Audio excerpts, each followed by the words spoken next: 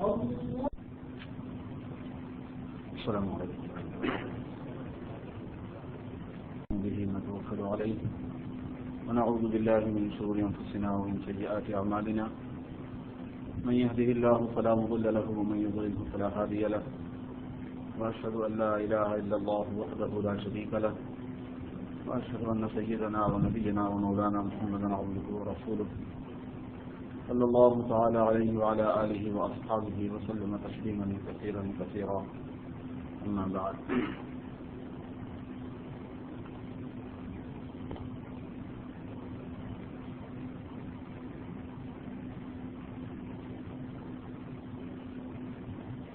أعوذ بالله من الشيطان الرجيم بسم الله الرحمن الرحيم قل سيروا في الأرض فانظروا كيف كان عاقبة الذين من قبل كان أكثرهم مشركين فأقم وجهك للدين حنيفا فطرة الله التي فطر الناس عليها لا تبديل لخلق الله ذلك الدين القيم ولكن أكثر الناس لا يعلمون. برادران اسلام،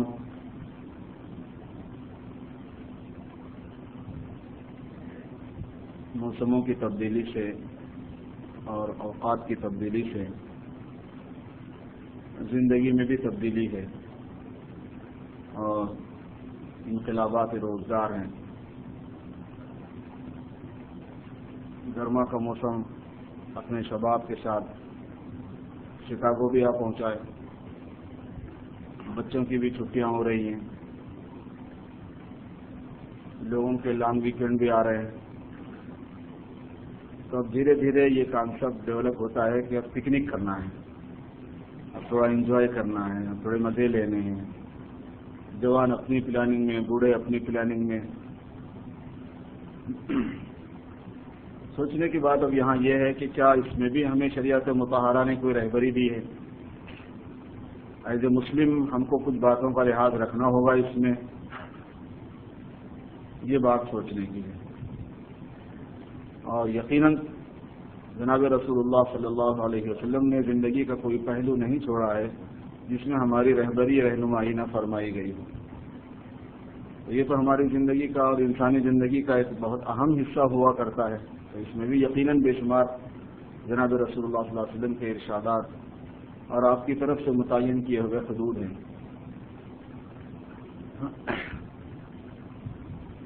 سب سے پہلی بات تو یہ ہے کہ سفر ہو یا حضر ہو، فرصت ہو کہ مصروفیت ہو،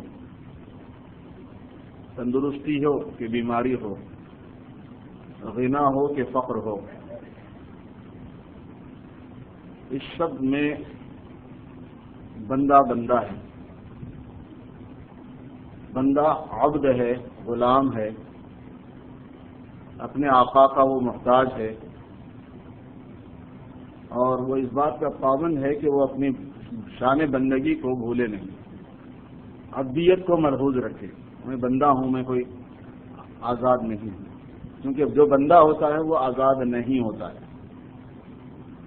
انسانوں کو اللہ نے آزاد پیدا کیا، اپنے سے آزاد نہیں پیدا کیا، اللہ سے آزاد کر کے نہیں پیدا کیا.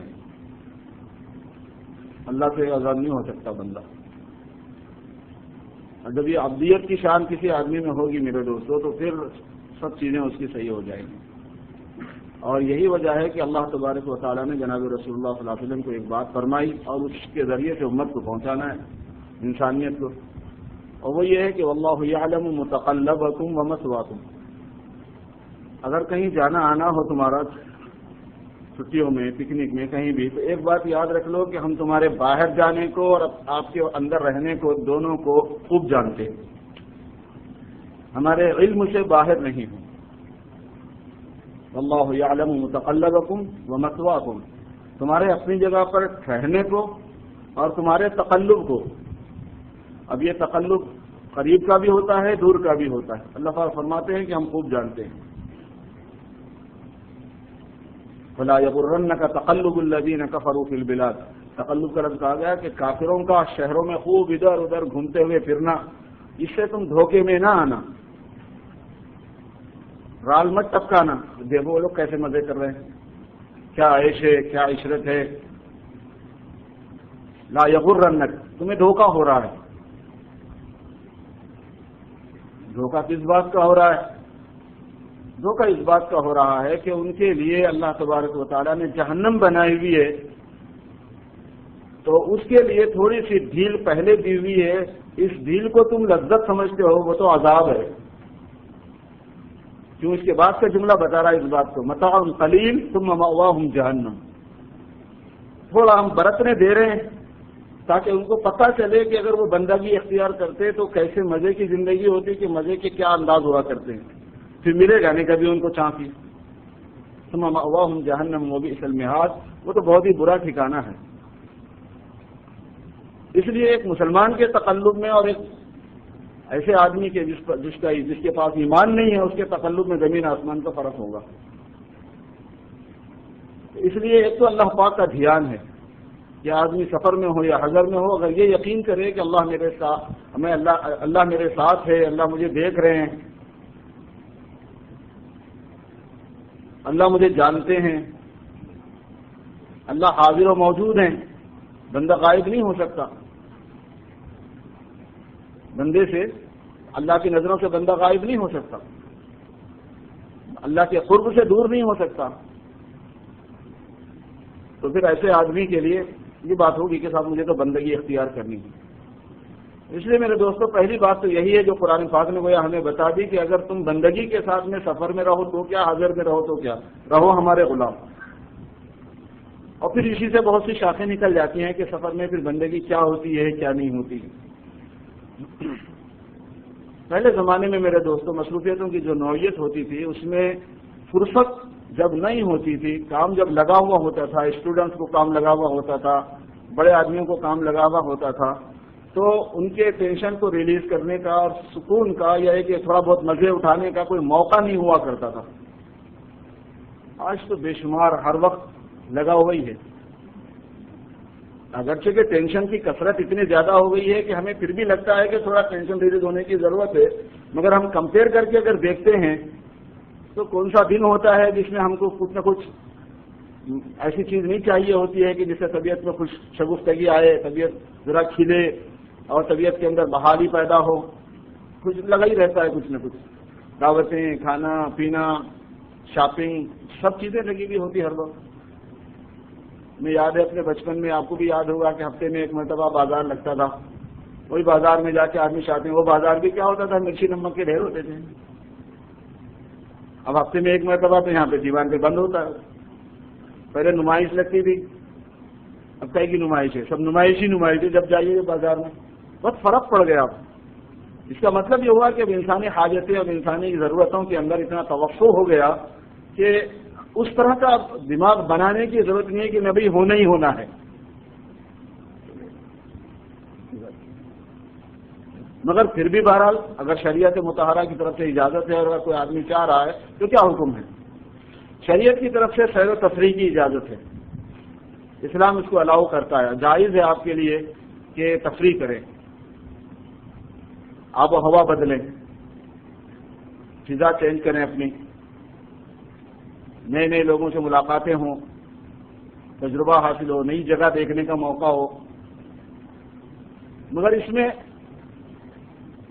جو بات بتائی گئی وہ یہ ہے کہ اگر سیر و سیاحت ایسی جگہ کرنے کا موقع ملا ہے جیسے باغ ہیں، چمن ہیں، آبشار ہیں، فالس وغیرہ، اور اسی طرح سے دریا ہیں، لیک وغیرہ ہیں، تو اس میں یہ بات کہی گئی ہے کہ اس میں عبرت کی نظر آدمی کے پاس ہونی چاہیے، لذت کی نظر نہیں ہونی چاہیے زیادہ۔ عبرت کی نظر کا مطلب اللہ پاک کی یہ سلسلہ ہے، معرفت خداوندی ہے اصل میں، آسمان کا بنانا، زمین کا بنانا، چاند و سورج کا چلانا، ہواؤں کا چلنا، پانی کا برسنا، لہلہاتے ہوئے کھیتوں کا ہونا، لہلہاتے ہوئے کھیتوں کا ہونا، آبشاروں کے جھرنے، چڑیوں کی چہچہاہٹ، پھولوں کی بو قلمونی، یہ ساری کی ساری چیزیں اللہ پاک کی معرفت کا سلسلہ ہیں۔ یہ برگ درختان سبز در نظر ہوشیار، ہر ورق دفتر در معرفت کردگار، سبز درختوں کے پتے ہوشیار آدمی کی نظر میں اللہ پاک کی معرفت کا ایک ایک پتا ایک ایک دفتر ہے. معروم فرماتے ہیں برگ درختان سبز در نظر ہے ہوشیار. اور ان عارفین کے نزدیک اور اولیاء اللہ کے نزدیک ہوشیار وہی ہے جس کو معرفت کی نظر ملی ہو، جو چیزوں کو دیکھ کے چیزوں کے خالق تک اس کا ذہن لے جا سکتا ہو. چیز کا تو کوئی اپنا وجود نہیں ہوتا، چیز کی اپنی کوئی صفت نہیں ہوتی. اشیاء تو ساری اقدام ہیں. مجدد الفسانی رحمۃ اللہ علیہ کا قول آپ نے سنا ہوگا کہ کائنات کی چیزوں کی حقیقت کیا ہے، تھنگس کی حقیقت کیا ہے؟ کچھ بھی نہیں ہے. چیزوں کی حقیقت عدم ہے، نہ ہونا ہے. کیونکہ اگر چیز بھی ہوتی تو پھر وہ تو اللہ کے ساتھ شریک ہوتی. چیزوں کی حقیقت ہی کیا ہے؟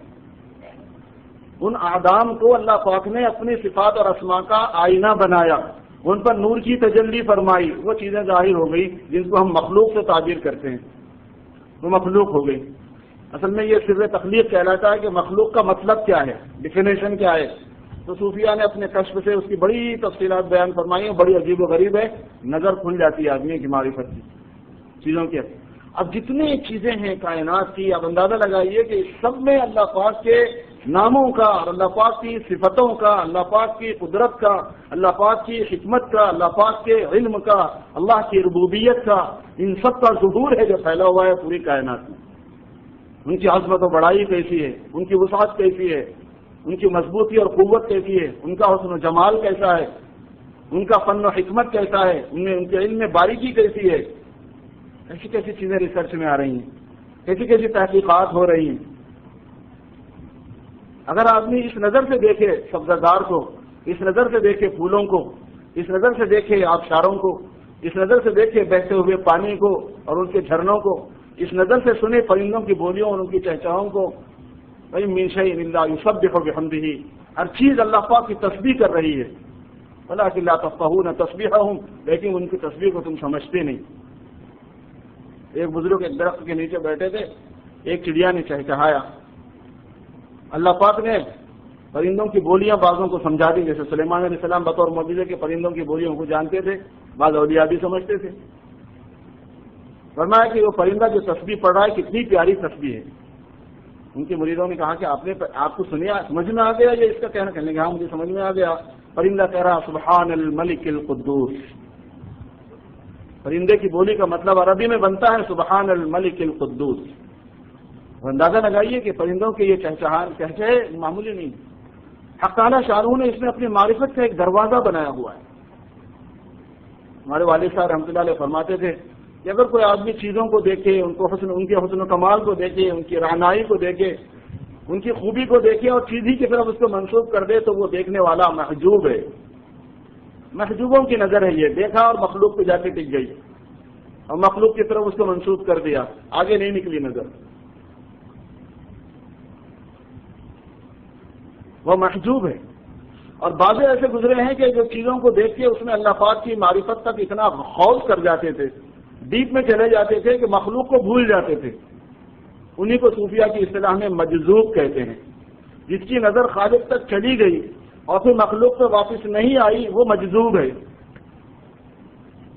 اور فرمایا کہ جس نے شے کو دیکھا اور شے کے خالق کو بھی دیکھا اور دونوں کے رتبوں کو پہچان لیا اس کی نظر محبوب ہے. ایک نظر ہوتی ہے نظر محبوب اور ایک نظر ہوتی ہے نظر مجذوب اور ایک نظر ہوتی ہے نظر محجوب. بتاؤ ہماری نظریں کون سی ہیں؟ اپنا ٹائم ویسٹ کر رہے ہیں ہم لوگ. ورنہ دیکھنے میں معرفت کا آدمی پیالہ پی لیتا ہے اور اللہ پاک اس کے مرتبوں کو کہیں سے کہیں پہنچا دیتا ہے. کیونکہ دیکھنا عبادت ہے. قل سیروا فی الارض فانظروا. اللہ فرما رہے ہیں کہ جب زمین میں چلو پھرو تو دیکھو. دیکھنے کا حکم ہے، لیکن اللہ کے حکم کے منشے کے موافق دیکھ لیا تو یہ دیکھنا تو بہت بڑی بات ہے. یہ دیکھنا تو عبادت ہے. قل سیروا فی الارض فانظروا. لیکن اس نظر کرنے کے اندر اللہ پاک نے ایک اور بات بتائی.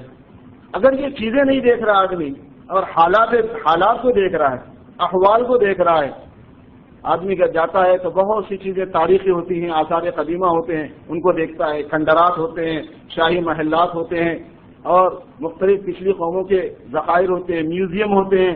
یہ فلاں زمانے کا، یہ فلاں زمانے کا، یہ اس وقت کا کلچر ہے، یہ لیوا، یہ ہے وہ ہے. جانا مختلف جگہوں پہ ہوتا ہے، مختلف چیزوں کو آدمی دیکھتا ہے.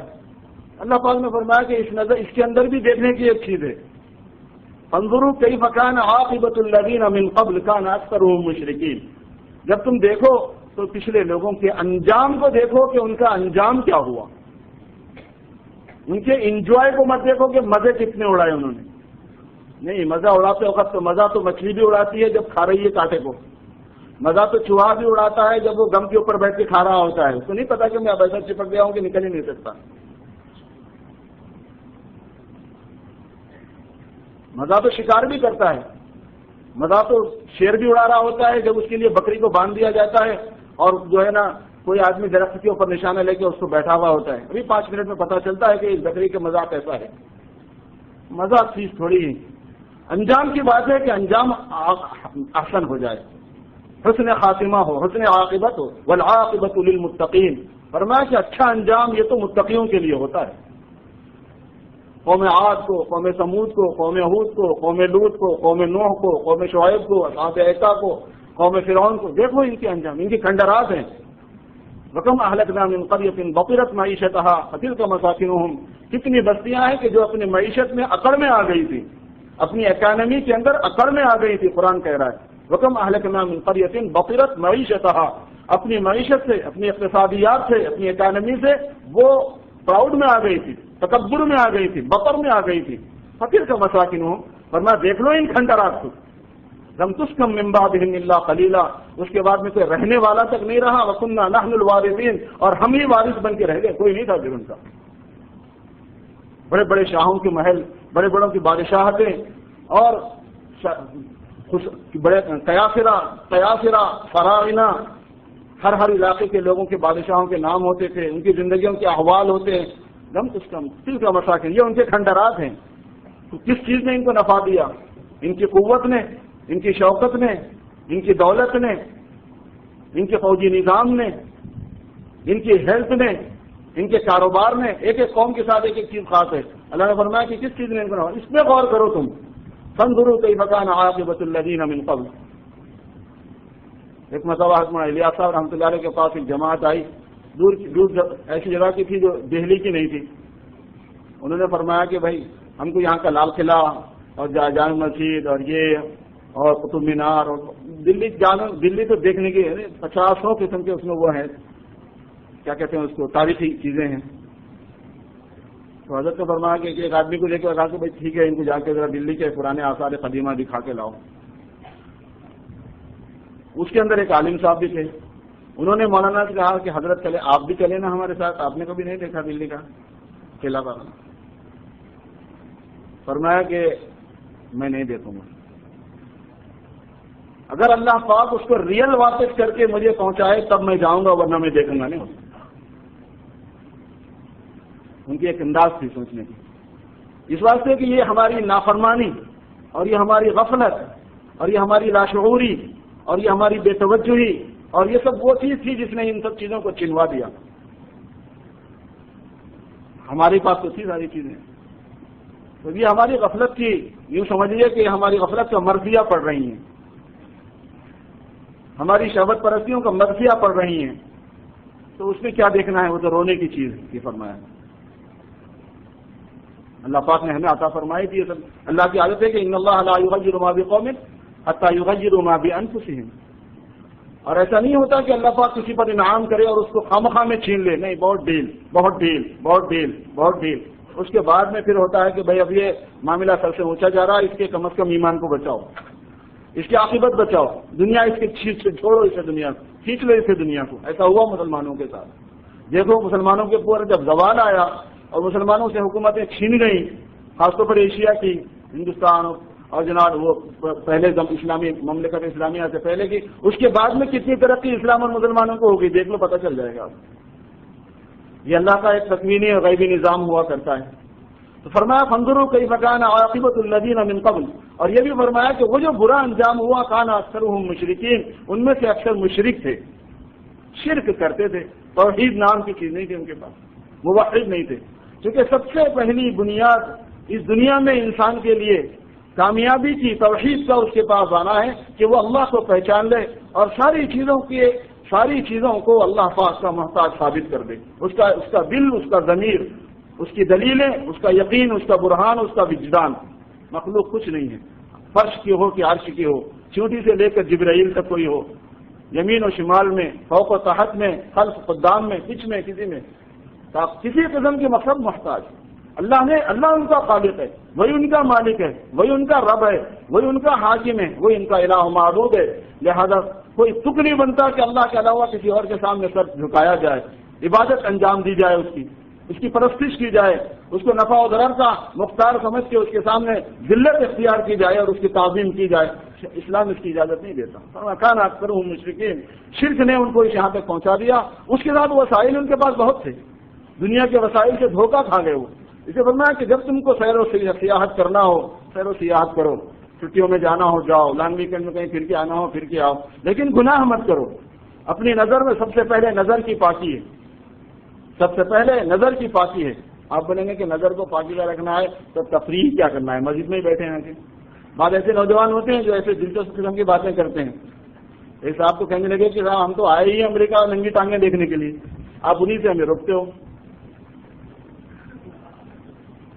میرے دوستو، آج یہ آزادی نظر آتی ہے، تھوڑا سا سیک لیتا ہے آدمی اپنی آنکھوں کو، لیکن یہ سیک نہیں ہے، یہ آگ ہے، یہ ایمان کو جلا دیتی ہے، یہ آدمی میں منافقت پیدا کر دیتی ہے، یہ کھا جاتی ہے انسان کو. سب سے پہلی چیز ہے نظر کی پاکی. اور یہ آدمی نہیں کہہ سکتا کہ میرا دل پاک ہے تو میری نظر بھی پاک ہوگی، یہ دھوکہ ہے. ایسا نہیں ہوتا. پتا نہیں دل اچھا ہونا چاہیے. بھائی اللہ پاک زیادہ جانتے ہیں کہ ہم زیادہ جانتے ہیں، اللہ کے رسول زیادہ جانتے ہیں کہ ہم زیادہ جانتے ہیں. انہوں نے کوئی قاعدہ بنایا تو یہی قاعدہ بناتے تھے کہ دل تمہارا اچھا ہے تو یہ قاعدہ نہیں ہے، دل اچھا نہیں ہے تو یہ قاعدہ ہے، یہی بنا دیتے کم از کم. یہ شیطان کے بہکاوے ہیں، بہکاتا ہے شیطان. دل اچھا ہونا چاہیے. ارے بھائی میں تو ایز اے بہن ٹریٹ کرتا ہوں، یہ میرے بھائی، میری بہن، میں بہن بن گیا ہوں، میں ان کا بیٹا بن گیا ہوں، میں ان کی اماں بن گئی ہوں، میں ان کا بابا بن گیا ہوں. آپ بننے سے بن جایا کرتے ہیں یا اللہ کے بنانے سے بنتے ہیں؟ کوئی نہیں بنتا خود سے، کوئی محرم نہیں بنا کرتا حج میں عمرے میں، بنانے سے بن جایا کرتا ہے کوئی. بہن بن گئے. ہمارے پاس سوال آتے رہتے ہیں. میری ایک خاتون نامحرم ہے، وہ میری بہن بنی ہوئی ہے کئی عرصے سے. اب میری ان سے خط و کتابت اور انٹرنیٹ پہ چیٹنگ ہوتی ہے، وہ جائز ہے کہ نہیں ہے؟ ابھی کل پوچھ رہے تھے ایک سوال. جائز نہیں ہوتی. بہن بنا لینے سے کوئی بہن بن جاتا نہیں. اسلامی بہن ہونا الگ ہے، اور تعلقات، بات چیت، ملنا جلنا، اٹھنا بیٹھنا، کھانا پینا، اس کی لائن سے بہن بننا یہ الگ چیز ہے. یہ نہیں بنا کرتی اپنے بنانے سے. اور اسلامی بہن ہونا کافی نہیں ہوتا ان چیزوں کے لیے. سب سے پہلے کیا ہے میرے دوستوں؟ نظر کی پاکی ہے. اور آدمی گھومتا پھرتا ہے کہے کے لیے، نظر کی آسانی کے لیے، نظر کی راحت کے لیے، نظر کی تسکین کے لیے. نظروں ہی سے آدمی کے اندر کچھ یہاں جایا کرتا ہے. تو قرآن پاک میں اور احادیث مبارکہ میں جو چیز دی گئی ہے وہ یہ ہے کہ یہ نظر توحید والی نظر ہو، یہ نظر بندگی والی نظر ہو، یہ نظر عبادت والی نظر ہو، یہ نظر عبرت والی نظر ہو، اعتبار والی نظر ہو، سبق لینے والی نظر ہو، معرفت لینے والی نظر ہو. یہ محبوبین کی نظر ہو، یہ محجوبین کی نظر نہ ہو. اس سلسلے کے کچھ مسائل ہیں تفریح وغیرہ کے سلسلے میں، انشاءاللہ تعالی میں پھر ذکر کروں گا. دعا کرانا ہے. جناب احمد اللہ صاحب کے والدہ صاحبہ کی طبیعت بہت خراب ہے.